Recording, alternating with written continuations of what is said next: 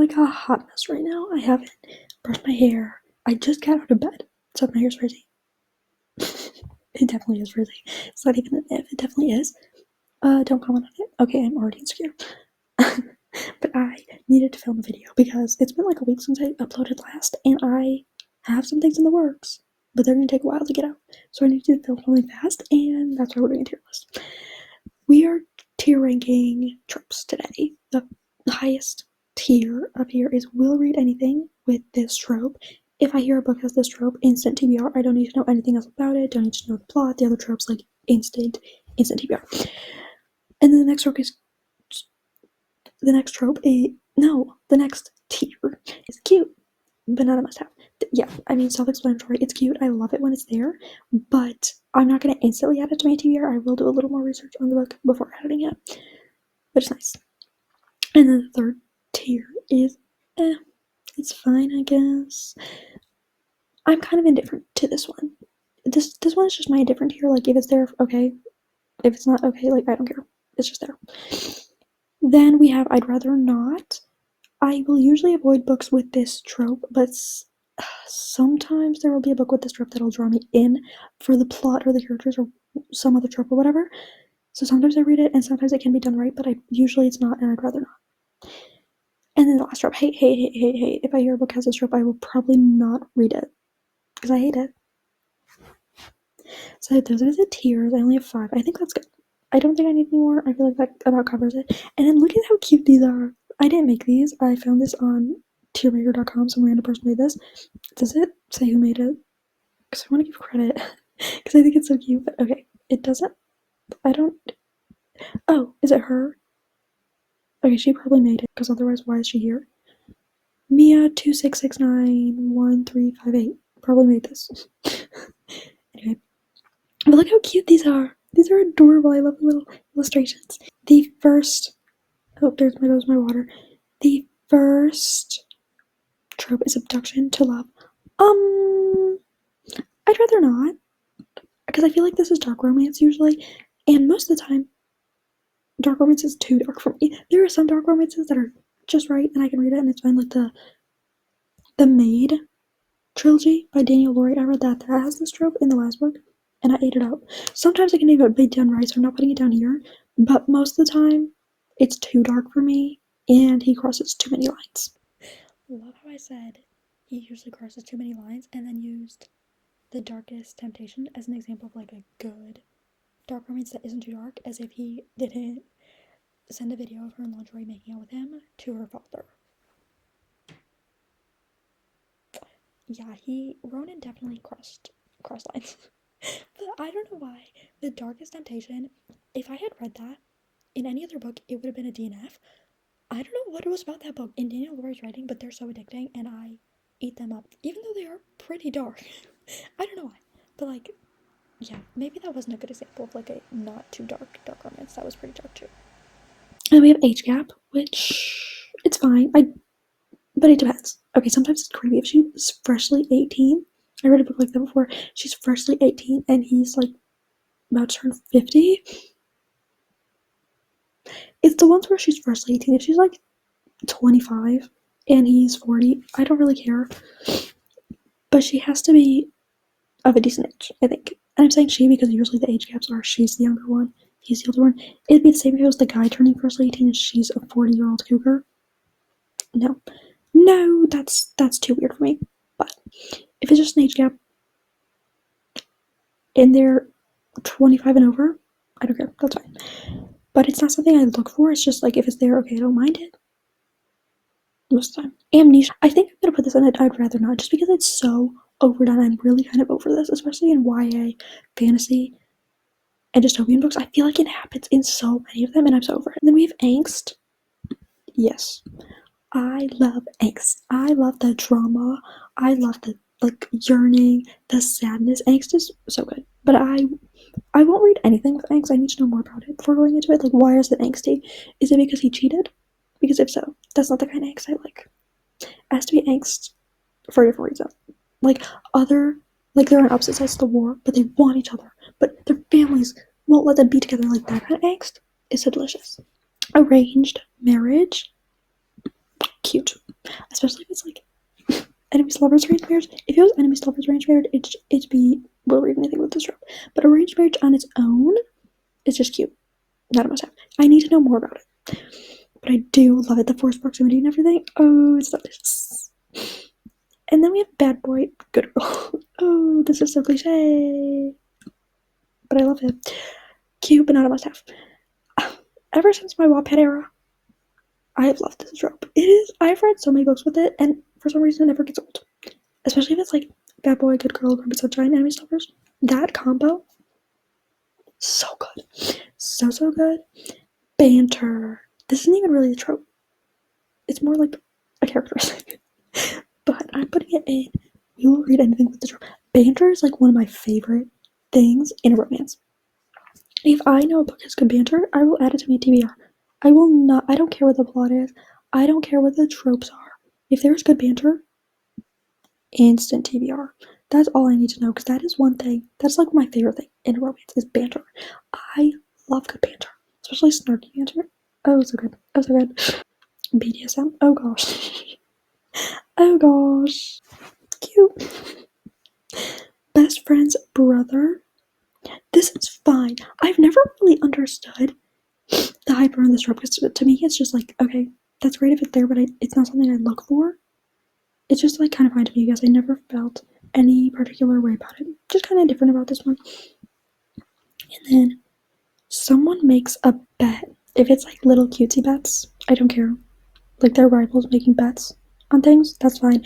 But I think what someone makes a bet means is that he made a bet that he could get her to sleep with him or something like that. I feel like that's what this is getting. And if it's that, hey, that's so gross. So gross. And I don't even care that he fell for her after and like okay, my computer just crashed. I think I got everything back where it was, but I forgot what I was saying. I'm pretty sure I was talking about best friend's brother. And if I was in the middle of a thought when it crashed, sorry. But I don't remember what I was saying, so I can't finish it. My thought. Let's just move on to the next one.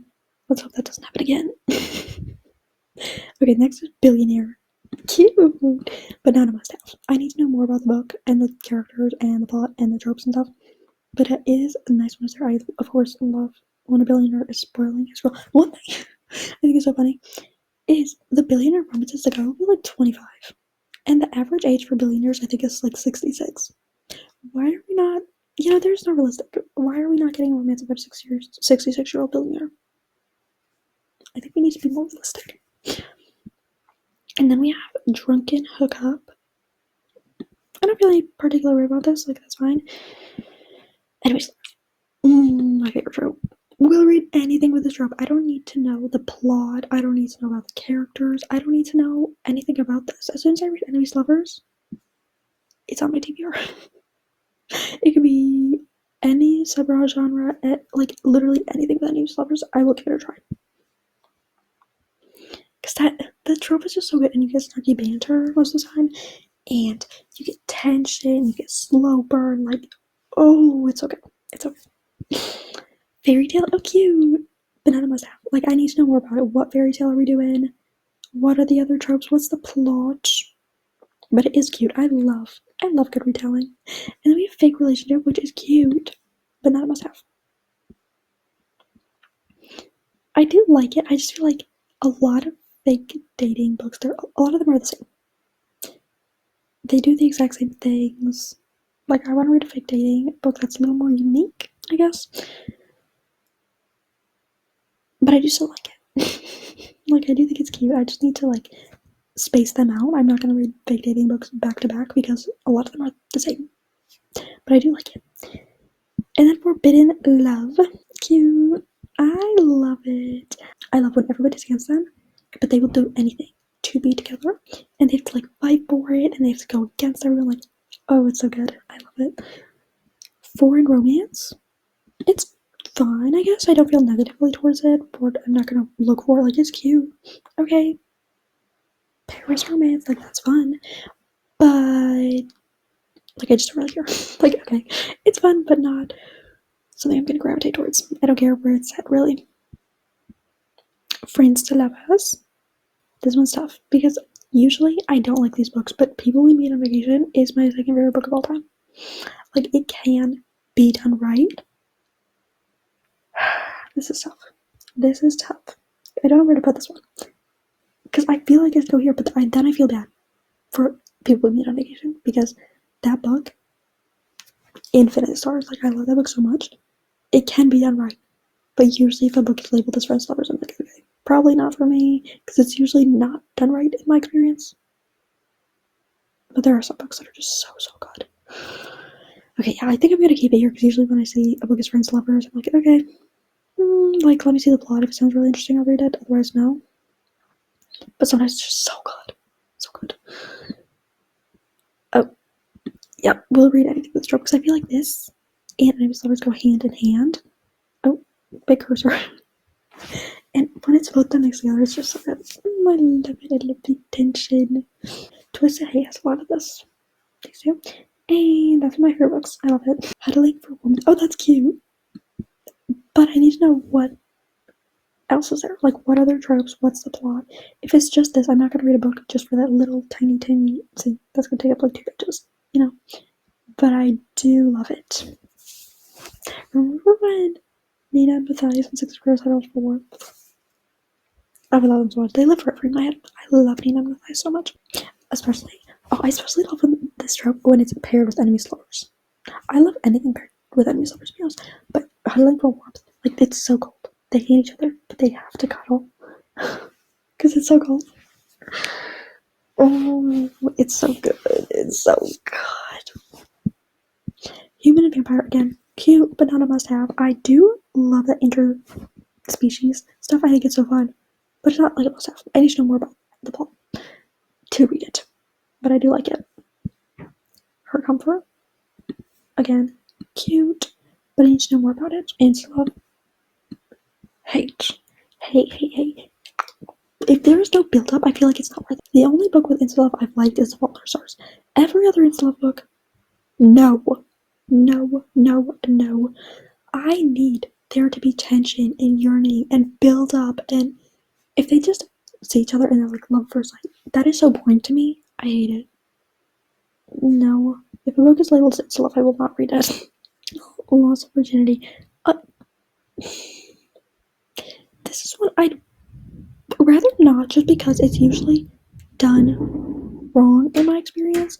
I feel like usually it's a purity culture thing and it's just gross and it's like fetishized. And that is where I do not like it. Oh, there goes the heater. That's great. My audio is going to be terrible. If it's like fetishized, I want nothing to do with it. I think it's gross. If it's just like, yeah, she's a virgin, but it's not fetishized and made into this weird thing, that's fine. I don't mind it at all. It's just the fetishization of it. It grosses me out. I feel like usually the books that don't advertise this do it better because they're not making it into this huge thing. The books that are like Virgin FMC, like it's made into a purity culture thing almost every single time, and I hate it. Love triangle. Okay. Hey, I don't like it. Actually, okay. Maybe I'd rather not, but sometimes I do. Like I read A Tempest of Tea last year, and I actually really liked that one because I liked both sides of love triangle. But I feel like the problem with love triangles is that usually there's one side that's clearly better than the other, and you already know who's gonna win. And that's where it's not interesting to me. I feel like with The Tempest of Tea and some other love triangle books, both sides are good, and you genuinely don't know who's gonna win. So I feel like it can be done right. Usually it's not. Usually if a book has a love triangle trope, I won't read it because I know that usually it's not done well, and I don't love it most of the time. But sometimes it's a fun time, and I'd be happy with whoever she ends up with. And then we have Mistaken Identity, which, oh gosh, why is it not working? Don't tell me it started.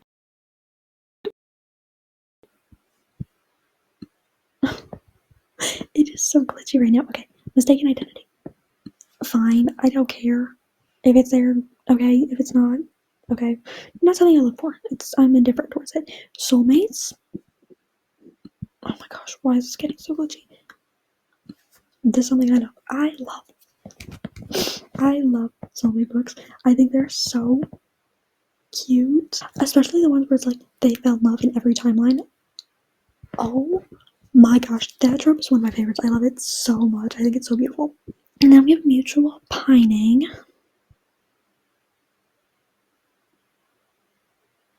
I mean, cute. I definitely like more than unrequited love, but I need to know more about a book before I read it. It's not like an instant buy.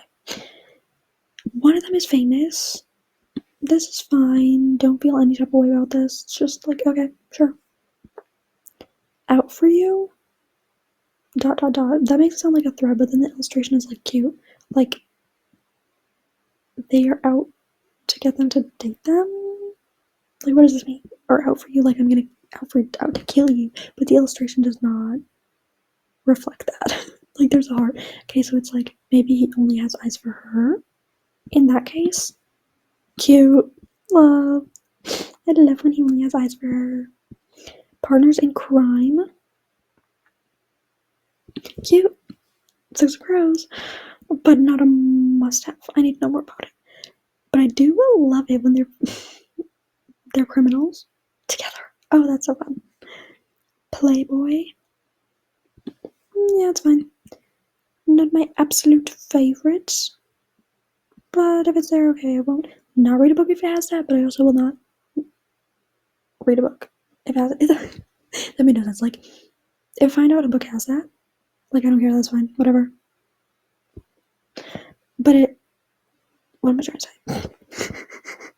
I don't even know what I'm trying to say. Now I've like been talking about it for so long, I don't even remember what my original idea was.